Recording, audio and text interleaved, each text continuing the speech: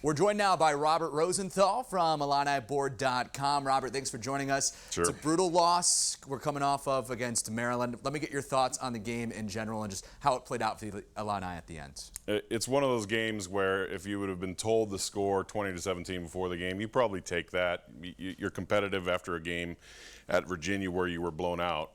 But then you tell people you had a 17-10 lead and you had the ball and you're really the only way you could lose in regulation is to give it up, give up a touchdown, give it up again, and give up a field goal. And every one of those plays played out. So that's the difficult thing, is when you lose a game like that, a game you have 90% won, you just have to finish it off. And then it's that. It's it's demoralizing for everybody, team, coaches, everybody else. That's a gut punch. One of the big plays that has been talked about, since the game happened on Friday, was that 4th and 1 with about 5 minutes left. The Illini with the ball at the Maryland 40. Illinois decided to take the delay of game, trying to draw Maryland off sides, and then punt the ball away. Robert, what would you have done in that situation? After so many instances in the last 5 years of that kind of exact thing where Lovie Smith would punt the ball and fans were ready for something new, to see a punt in that location, that's really difficult to see, especially when it's a first year, a new coach. You kind of expect him to say, what do we got to lose? This is nothing. We have a chance to really, pick up this first down. We're going to run that clock down to 2 minutes, make it almost impossible. If we can get into field goal range, get a field goal, game's over.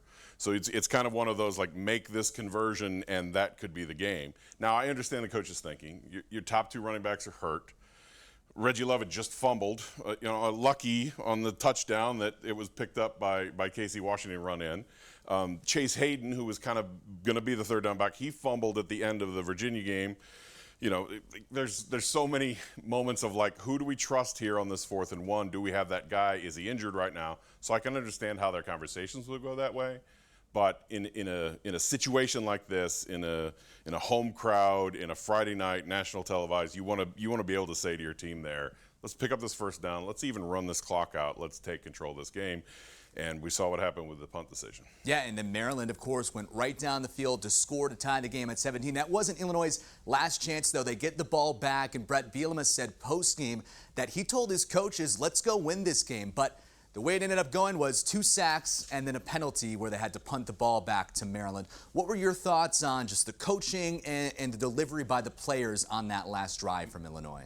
My thoughts were the Illinois fan thoughts of the last 20 years, where in your mind you're thinking, 2 minutes, 2-minute drill here, go get in field goal range, have McCourt win another one. And the most Illinois thing ever is to then immediately after the sack think, oh my gosh, there's still time left. We might have to punt, and you might see Maryland take it down and kick the winning field goal, which is what happened. So that quick switch of, hey, let's go win this, to, oh gosh, we might lose this in regulation, is such a common theme in the stadium of the last 25 years. So it's really difficult to have that play out again, especially when you're trying to, gain the fans' trust and gain this.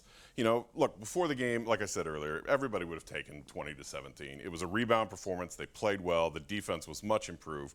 Everything went right. But then to have the last 5 minutes go like that, it erases all the good things that happened in the first 55 minutes. And, of course, Brandon Peters took 2 sacks there. He had 6 sacks taken total on the day, so not the best performance from the offensive line, who were missing some pieces. But what are your thoughts on the way that Brandon Peters played in his return to the starting lineup after getting injured only a few plays into the season? It was very interesting stat line. It was something like 10 for 26, and so usually that's not going to happen, but, per completion, the number was really high. So it was, missed pass, big play kind of a game. I don't think he's going to take 10 for 26 and be happy when they go through the film. Yes, Doug Kramer missing up the middle and having to switch up the offensive line, it's a big issue, but he missed some open throws and showed a little rust after being off for 3 weeks. And so I think he, in film sessions this week, is really going to be looking for, bounce back performance at Purdue.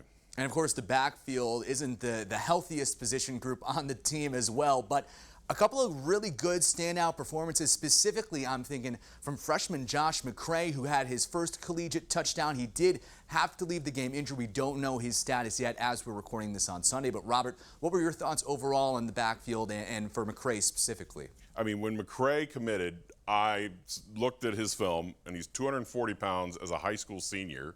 And And it's like, there's no way this kid will be a running back in college. He's going to be up to 260 pounds soon once he, gets into a college strength program. This is a defensive end. This probably isn't going to be a running back.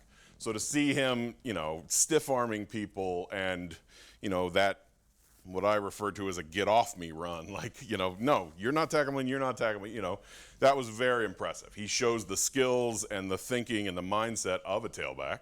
And, Brett Bielema had that guy, John Clay at Wisconsin, running back at 255 pounds, stiff arming people and that type of thing. You can start to kind of understand what he envisions for the offense here with that type of big running back. And I wanted to get your thoughts on that as well. It seems like we're always talking about Brett Bielema and his running game. That's just because he's made that so big a part of his offense through his multiple stops in college.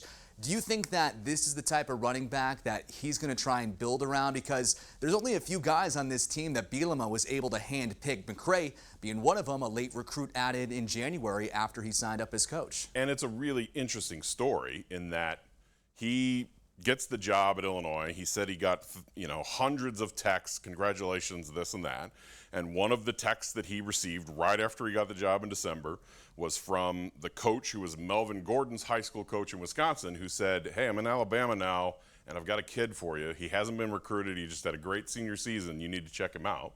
And that becomes his first recruit. And, it becomes this same kind of scenario where he is looking to bring in the type of tailback he wants to establish how he wants to do the run game and everything else. So it's a very interesting thing that, his very first recruit, if you look at who else, he then quickly added Calvin Hart, who unfortunately is out for the season. Illinois fans saw in the first game what he can provide and what, that's the type of linebacker he's looking for. Even DJ Johnson is a recruit that he brought in from Atlanta, his second high school recruit, who's been playing a lot more as kind of a rush linebacker. So you're starting to see these are the kind of guys, this is the kind of position, this is the kind of athlete I want here. You're getting the first glimpses of what he wants it to look like. Yeah, and I don't want to talk the entire time about offense. I think we need to talk about the Illinois defense as well. After allowing 42 points against Virginia, they come out and through 3.5 quarters only allow 10 to a really good Maryland offense who we talked about before this has probably one of the best quarterbacks in the Big Ten in Taulia Tagovailoa. What did you make of how they performed throughout the game? It was really impressive, especially after Virginia had carved up the defense the week before. To really shut it down, to be a 3-3 game, at halftime and everything else was an impressive bounce back performance. I thought the game was called better. I thought the scheme to attack what Maryland did was better. It's just really hard to hold off a quarterback like that, especially when you're tired in the fourth quarter. And he was dynamite in those last two drives. Sometimes you just got to tip your cap, and he was firing rockets and perfect accuracy. So it was impressive to see what he did. You could see why he was originally an Alabama recruit, why he's such highly ranked, following his brother's footsteps, everything else. Those last two drives were really impressive. And as good as Tagovailoa was, the defense and the secondary specifically, it seemed like didn't allow the big play like they did against Virginia and Armstrong, when they let up 42 points. What did you make of the secondary? There were a couple of new guys in there, and it seemed like you mentioned the play calling was different, but the personnel was different in the secondary as well. Yeah, starting Taz Nicholson over Tony Adams was a huge surprise. Again, that's a freshman starting over one of the senior captains who was out there for the coin toss. Now, I know Tony's been dealing with some injuries, and that might have something to do with it, but yes, you started to see Seth Coleman starting over Isaiah Gay, Taz Nicholson starting over Tony Adams, getting DJ Johnson in there, getting some of the younger guys in there, starting Kirby Joseph after Derek Smith had started the last two games. So you started to see them tweak toward maybe younger, maybe a little bit, this is our future, these are who are going to be the anchors of our defense in the future. You saw them start to make those moves, and it was quite interesting. And Kirby Joseph, talk about his story. He's had feels like a phenomenal start to the year for what his expectations may have been coming in. He's been great on special teams, especially on punt defense, and he comes in, gets his first career interception against Virginia, had a really good couple of pass breakups against Maryland, and you can tell, like you already said, that these could be some of the anchor points of the defense moving forward. And as we move forward to Purdue next week, Robert, I want to get your thoughts on, first of all, what do you think Illinois needs to adjust to get ready for the Boilermakers? Well, the biggest thing is Karlaftis, the defensive end. He's probably going to be an All-American. He was a local kid who picked Purdue. He's a 5-star. He's off to the NFL for sure after 3 years. He'll be a long-time defensive end in the NFL, kind of like Epineza was for Iowa, and so that's going to be a problem. We saw 6 sacks or whatever on Friday night. He could have 4 sacks himself. It could be that kind of game. If the pass protection is similar to what it was Friday night, that's a big problem for Illinois. On top of that, this is what we saw Virginia do, is what Purdue is going to look at on film and say, we can do that. That's our offense.